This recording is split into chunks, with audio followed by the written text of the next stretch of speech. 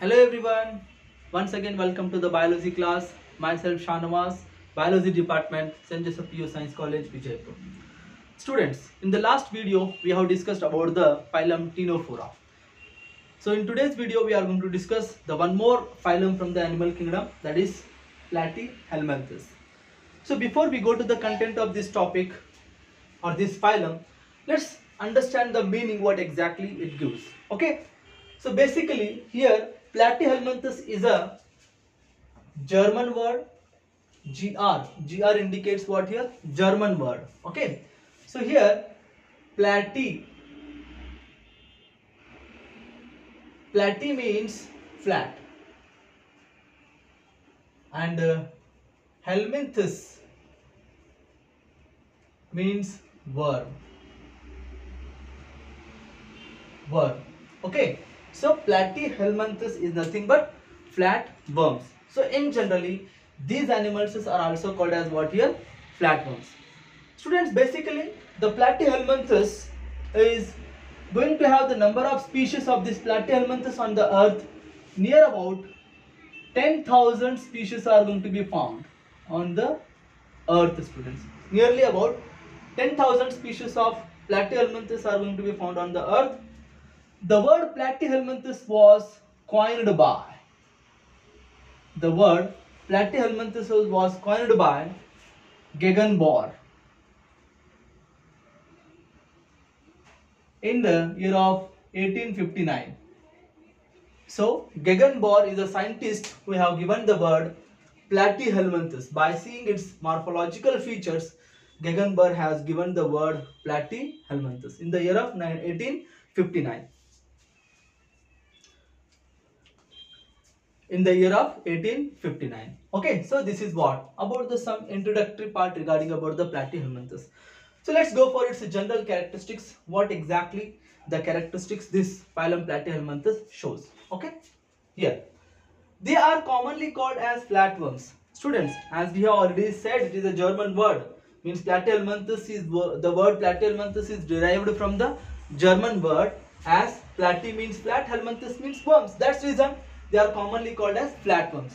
Why do they called as a flatworms? Because they are dorso-ventrally, means dorsal side and ventral side, from both sides they are flattened. So dorso-ventrally flattened, and they are elongated in structure. So their body is long, elongated in structure. So that's reason they are even also called as what here? Flatworms. Students, as they are basically triploblastic. As you all know the word triploblastic.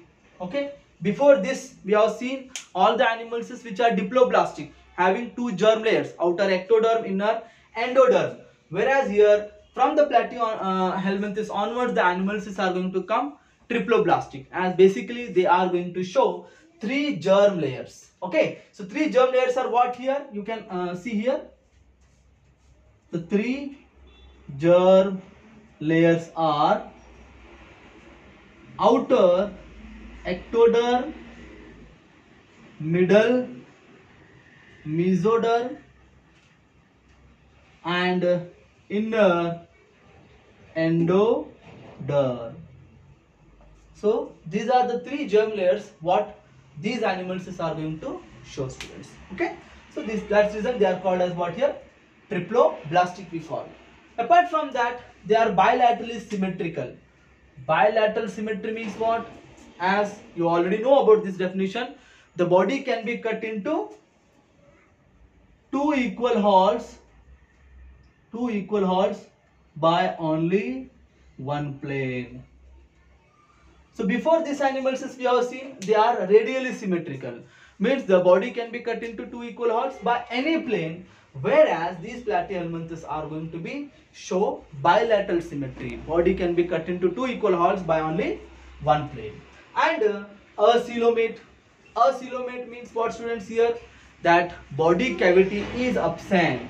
Okay, so body cavity is absent. As you already know that the name indicates what here? Flatworms. So there is no space between the body wall and gut wall. So completely the space is going to be absent. That's reason they are called as what here? A coelomate they are going to call. and they are organ level of organization. Organ level indicates what, students? Here basically the body is being made up of some number of organs, and the body functions are being performed by some specific organs. So group of tissues is going to form what, students? Here organ, and these organs are responsible for the performance of various functions inside the body of these platyhelminthes. Okay, so next, body is segmented. The condition is what, students? Here segmented, but it is false segmentation. False segmentation means what? It is like a segmentation, but not exactly segment. Segments are going to be present. So in a class Cestoda, so platyhelminthes is being classified under some of the classes, where in platyhelminthes what some classes are going to come. In that one of the class is called as what here? Cestoda. These animals shows what here? False segmentation. Students, false segmentation indicates what here? They look like a segment, but they are not exactly segment. So that's reason we even say that segmented body, you can say. Okay, now exoskeleton and endoskeleton are completely absent. Students, there is a skeleton system, what you can say. In the phylum Coelenterata we have seen they are all exoskeleton. Like example, corals, calcium carbonate, their skeleton is made up of calcium carbonate. In the Coelenterata we have seen. But whereas in the platyhelminthes, the body is completely, no skeleton is going to be present. Either it is internal or external. So exo means outer, endo means inner. So both side skeleton is going to be absent. Okay, but instead of that, the body is going to have some of the, what you can say, hooks are there. Some animals shows what here? Spines. Some shows what here? Suckers, and even they are going to be present. Means some of the animals shows what here? Hooks, or some of the animals shows what here? Spines or suckers. For what reason they have all these things? For adhesive. Adhesive means what? Attaching. See, most of the parasites, students, so platyhelminthes, most of the platyhelminthes are parasitic in nature. If they want to live inside the body of any of the host, understood? If they want to live inside any of the host, they need to be get attached with that. Means they should be, if they want to stay inside the body, they should hold something. For holding something, they have what here? They may have hooks, they may have spines, or they may have suckers. Okay, so for that reason, so they are going to be considered as what? Adhesive organs, means attaching organs, we can say. So whenever they are present inside the host body, they must be get attached with that. So that's the reason they have all these body parts. Okay, now students, the next part we are going to discuss here, what about the body plan. So students, the body plan of these animals is what here? Blind sac. You already know about this blind sac. What is exactly the meaning of blind sac here? The animals which have incomplete digestive system, that is only a single opening is going to be present. Understood? And that single opening is going to act as what? Mouth and as well as anus. It means what here? Only mouth is going to be present, whereas anus is going to be absent in such kind of body plan. So such body plan is called as what here? Blind sac. Single opening is going to be present. Okay, whereas the digestive system is absent in tapeworm. Tapeworm is one of the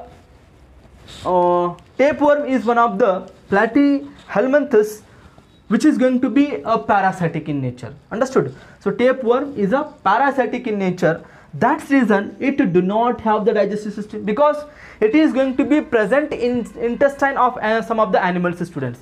So that's reason it is going to get a ready-made digested food from the host. That's reason it does not require to digest its food. So that's reason it is do not have any digestive system, students. Okay, but present in some of the other flatworms, like what we have seen, some of the other, like liver fluke is there. Okay, which is going to be a blood sucker, where it is going to have basically the, what you call, digestive system is going to be present. Excretory system. Excretory system consists of a single or paired protonephridia with flame cells. So protonephridia we can consider. Protonephridia is considered as a excretory organ of a platyhelminthes, students. It is an excretory organ of platyhelminthes which consists of a flame cells, which is going to be helps in removal of nitrogenous waste from its body, where it helps in what? Osmoregulation. What exactly the osmoregulation means, students? Here osmoregulation is nothing but maintaining the water and salt concentration inside the body. So that is going to be considered as what here? Osmoregulation, and which is going to be done by all these group of animals. Okay, now, so gaseous exchange through body surface. Moreover, these group of animals do not have any specialized respiratory organs, students. So if they do not have any respiratory organs, then obviously it is going to respire with the help of what here? Body surface. So body surface,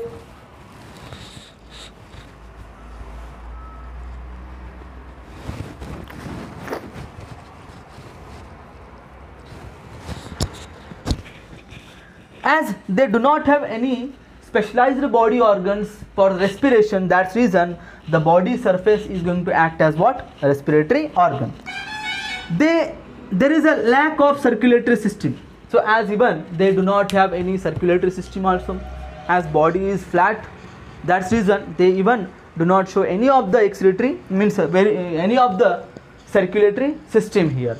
As moreover, the transport system maybe occurs with the help of some of the specialized cells called as parenchyma, which is going to be present in between the body wall and the gut wall, students. Okay, now nervous system is primitive. Primitive indicates what, students? Underdeveloping, and it is a ladder like, students. Ladder like nervous system indicates what here? If the nervous system is present in the form of nerve rings or longitudinal nerve cord, such type of nervous system is going to be considered as what here? Ladder like nervous system, which is peculiar to this platyhelminthes, students. So no other group of animals show such kind of ladder like nervous system except these platyhelminthes, students. Okay, so nervous system is very primitive in these group of animals. Next, what here? Finally, they are all bisexual. Bisexual, another word we have used, what here? Hermaphrodite. Hermaphrodite. So hermaphrodite is nothing but they are bisexual, having two sexes in the same individual. Fertilization is going to take place internal. Okay, internal fertilization indicates what? The fusion of male and female gamete occurring inside the body of an individual. Then it is called as what? Fertilization will be internal. Whereas indirect development with the larval stage. So basically what? Indirect development obviously is going to show what here?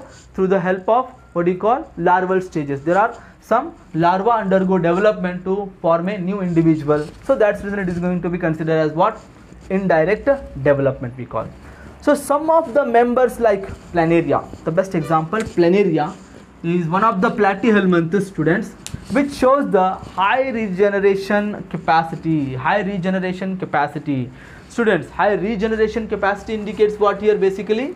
So their body, if it is going to be cut into many parts, each part have the capability of regrowing its lost part.